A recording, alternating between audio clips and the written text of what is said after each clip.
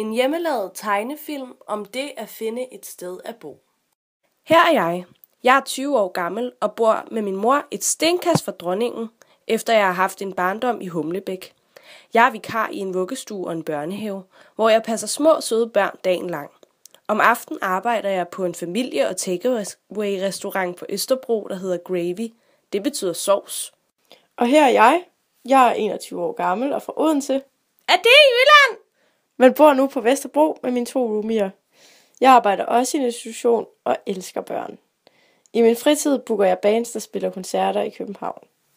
De 2 piger er normalt glade og fro, men nu vil de gerne finde et sted at bo. I 2009 afgik Efterskoleekspressen fra perron 9 3/4 med Astrid og Astrid ombord, på vej mod den rådne banan og en efterskole med navnet Langelands Efterskole. Det er en skole for teater og musik og kunst.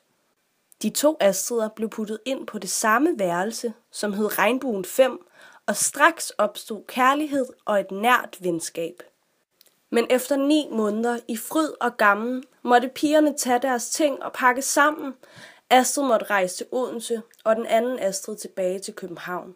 De 2 piger fik ondt i hjerterne, for nu var der uendelig langt imellem dem. Så blev de træt og deprimeret. Men så prøvede de post.